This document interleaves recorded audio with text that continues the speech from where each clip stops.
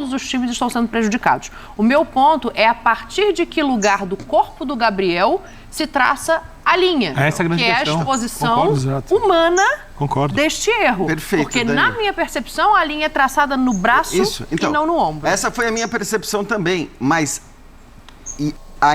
Salve, salve, nação rubro-negra! Eu tô chegando com mais um corte super especial depois dessa vitória gostosa do Flamengo em cima do Atlético Paranaense, ó. E a imprensa detonou, gente. Tá detonando essa arbitragem medonha que fizeram contra o Flamengo. Então acompanha aqui comigo, mas cola aqui comigo mesmo, rubro-negro. Você tem em comum comigo essa paixão pelo Mengão aqui, ó. Então, se não tá inscrito no canal do seu parceiro ME Show aqui, se inscreve no canal, ativa o sino, porque todo dia eu vou aparecer aqui, vou trazer tudo sobre o Flamengo pra você. Você vai ficar super atualizado, fechou? Comenta aí o que você achou. Você acha que o Gabigol, que o árbitro acertou em anular o segundo gol do Flamengo e o primeiro, que seria o primeiro do Gabigol? Comenta aqui. Vem comigo pra essa reportagem aqui, comenta. Importante. Compartilha também pros seus amigos aí.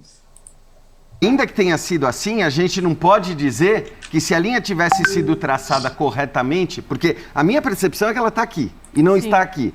E aí, por isso que eu estou citando esse tweet do Vitor Canedo, que pega o momento em que a linha está justamente em cima do ombro. Porque como a gente vê esse processo, basta você congelar a imagem e ver aonde a coisa vai terminar. De qualquer forma, quer dizer, se a gente não pode afirmar e a gente não vai poder afirmar que estava ou que não estava impedido, eu acho que assim, o que a gente precisava discutir é como que a gente faz para que um lance como esse depois, primeiro, não coloque tanto poder na mão de quem está traçando essa linha. Tem que ser rápido. Porque aí, vamos lembrar, existia um conceito de mesma linha no futebol antes do VAR. Esse conceito, se você tem uma linha dessa grossura, milimétrica do jeito que é, não existe conceito de mesma linha, porque nunca as duas linhas vão estar exatamente... Se você faz como fizeram na Premier League, engrossa as duas linhas, e essas linhas, e ainda mais, se essas linhas se tocam, você já considera que a condição é legal, é isso, o conceito, o espírito do impedimento, ele é mantido. Agora, não é tão difícil pensar nisso, mas parece ser. Só que aqui aí não dá para dizer que foi um lance claro de gol e nem um lance claro de impedimento. Então, se o Flamengo está abraçado nisso, ele tá assim, levando adiante uma guerra que ele vai travar diretamente com o Palmeiras. Flamengo prejudicado. Sim, o lance não mostra claramente que foi gol nem que não foi. Sim. A gente vai cair no papo do Jean. Onde é gol e onde não é. Você põe aqui a mão na sua axila, para cima da axila, gol. Comenta aí o que você acha. Para baixo da axila, braço. Essa é a regra. Tá? Então, daqui você pode marcar gol com o ombro. Abaixo da axila é braço. Não é. Aí é fácil, todo mundo tem axila.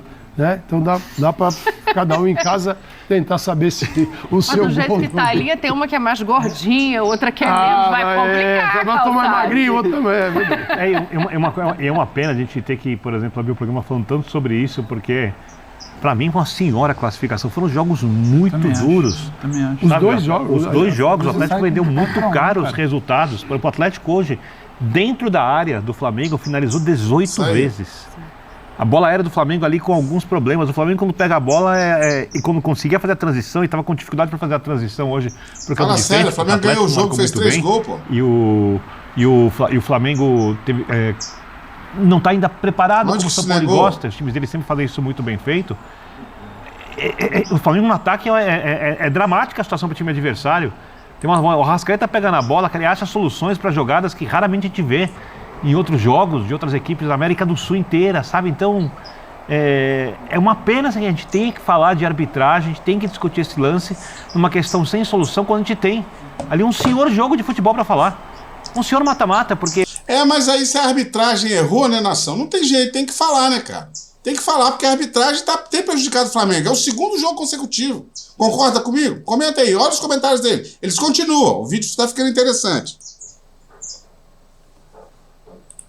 O futebol brasileiro, a gente estava discutindo outro dia isso com o Calçade, ele hoje é melhor do que ele era 3, 4 anos aqui dentro. Os jogos são mais rápidos, taticamente os jogos são melhores, a chegada de técnicos estrangeiros está ajudando o jogo a ser desenvolvido. O Mano Menezes falou isso pra gente outro dia no Sport Center.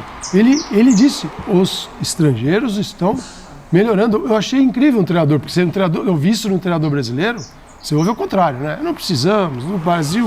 Não, ele falou claramente. Eu achei bacana. Você vai ver poucos jogos desse nível na Libertadores, talvez. Falando da disputa, assim, do nível, sabe, competitivo. Você está falando da última final. A última final. Os jogos foram melhores que o jogo da final. Não, sim, eu tô Ambos os jogos foram melhores que o jogo da final. Estamos falando da última comparação, final. jogo de futebol. Com toda certeza. Né? Quando a gente fala pra quem quer assistir um jogo de futebol, olha, o cara tá torcendo e quer que o time dele ganhe. Jogando mal quer que ganhe, mas é melhor, ainda mais o flamenguista, que é o torcedor mais exigente que tem. Quando a gente fala de estética de jogo que flui com a bola ofensiva, o torcedor mais exigente que tem no Brasil, há algum tempo é o torcedor flamenguista. Então, foram jogos muito bons. Você não vê, por exemplo, eu gosto do futebol argentino, você não vê jogos desse nível no Campeonato Argentino. Você não tem duas equipes que sejam capazes de competir nesse nível. Você pode ter um jogo aberto, que tem espaço, aí criam muita chance de gol aqui, acolá. A gente teve antes, por exemplo, o jogo do Grêmio e Bahia. Chegou uma hora ali que tinha chance de tudo quanto é lado. Mas o jogo não foi bem jogado como foi o jogo do Grêmio. O Atlético e o Flamengo, ambos, o classificado e o eliminado, lógico que é um confronto difícil, porque entre eles fizeram o jogo melhor do que o Grêmio fez contra o Bahia e que o Bahia fez contra o Grêmio. Então foi um belo jogo. E a gente está discutindo aqui um lance dificílimo, simplesmente porque a nossa tecnologia de arbitragem no estádio moderno é insuficiente para a gente ter uma conclusão fácil. Bom, indo para o jogo, você acha que tem o Flamengo, no caso do Flamengo, tem algo para o São Paulo pensar, porque ele conseguiu melhorar no segundo tempo. Tanto que o gol impedido mostra isso. Ou não. Eu digo, impedimento ou não, o gol, tá? Que é o seguinte, o que aconteceu no primeiro tempo? O anulado, que é um fato. Você tem Thiago e Hugo, 2.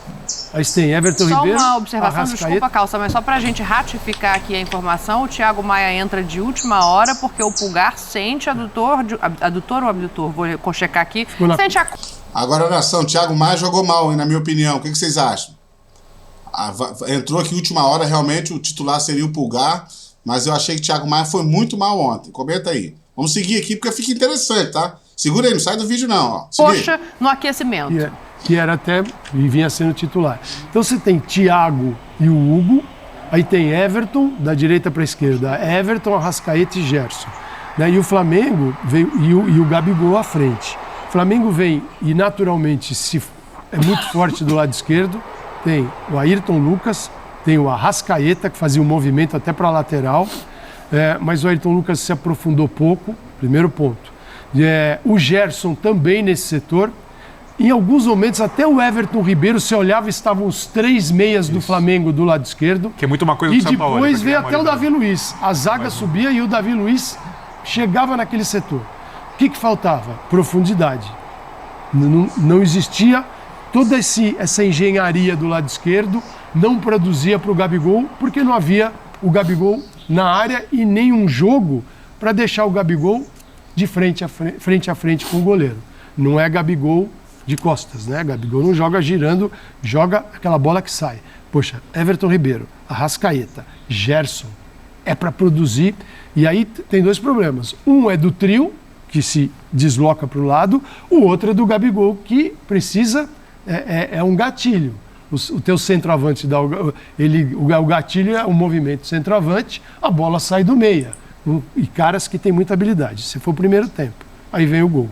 Segundo tempo, é um Gabigol já mais no centro do ataque. Tanto que aquela jogada é a jogada em linha de zagueiros, né, buscando aprofundar, e ele faz assim o gol que não foi validado. Então, ajustes que o São Paulo vai ter que fazer para o futuro quando tiver Gabigol. Com o Pedro é mais esse jogador de se aprofundar, de dar essa oportunidade. Mas você não tem impressão, como eu, que o encaixe do Gabigol, em tese, é o melhor? Pela característica? Se a gente fala assim no idioma que eles conversam, assim, Gabigol, Arrascaeta, Gerson, Everton Ribeiro é o mesmo. O Pedro já fala um pouquinho diferente. Porque tem as associações e a jogada coisa. Em velocidade. Exatamente. Que você fala. Mas aí é ajuste que ele conseguiu fazer no segundo tempo e melhorou. Eu fico pensando o seguinte, o Birner citou uma coisa, o Pedro Carioca, como eu, também está acostumado a ver essa exigência da torcida do Flamengo.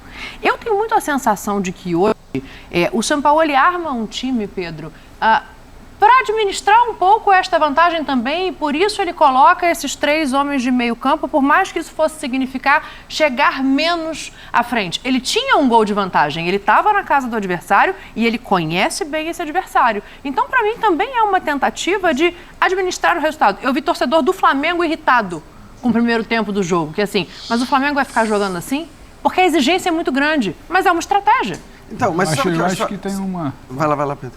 Não, eu acho que tem uma situação. São Paulo ele não tem uma confiabilidade, vamos assim dizer, no seu sistema defensivo. Ele não tem um time hoje para administrar a vantagem. Recentemente, ele fez uma opção de não jogar com meias. Não deu certo, não funcionou. Sim. E o Atlético, se você pega para ver o Atlético hoje, ele dá todos os indícios, todos os sinais que ele repetiu uma postura que ele teve contra o Corinthians em casa, contra o Alianza Lima em casa, e que ele precisava fazer resultado hoje, ele ia ter, de novo, tentar ter a bola. Eu acho que é uma opção.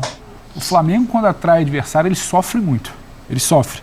Não tem ainda uma defesa bem postada para falar, não, eu consigo segurar aqui e espetar com velocidade e qualidade. Então, ele faz uma opção. Toda a amostragem dele de data FIFA para cá, o meu time rende melhor. Com ou sem bola, tendo que marcar ou tendo que propor, com 2 meias. Eu acho que ele tem essa opção. Ele faz essa opção hoje. E ele acaba fazendo um ajuste que eu acho que ele faz ali. Ele tem Gerson, ele tem Everton, ele tem Arrascaeta, ele tem Gabriel.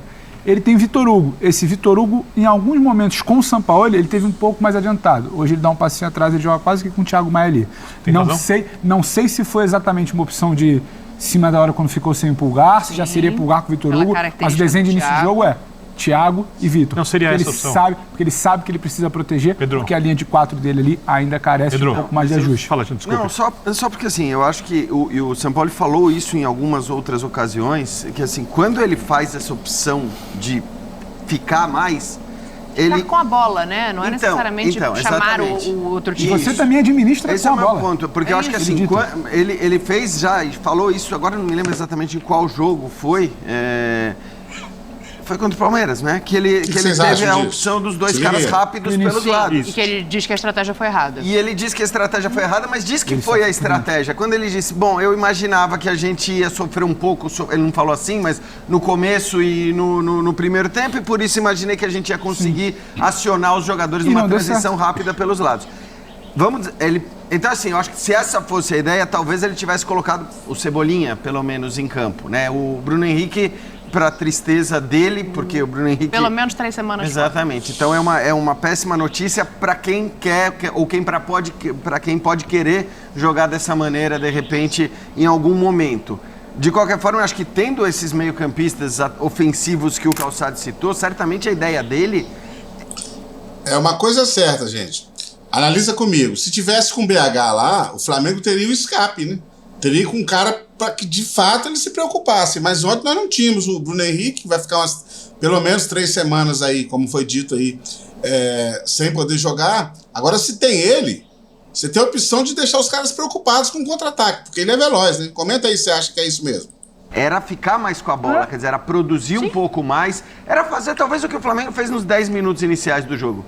Porque eu acho que os 10, quase 15 minutos, o Flamengo foi melhor. 18, 19, que é quando o Canóbio dá um chute. Depois é que o... Aí depois ele pede. E eu tô com o Jean. E tudo pra mim tem a ver com as últimas amostragens dele.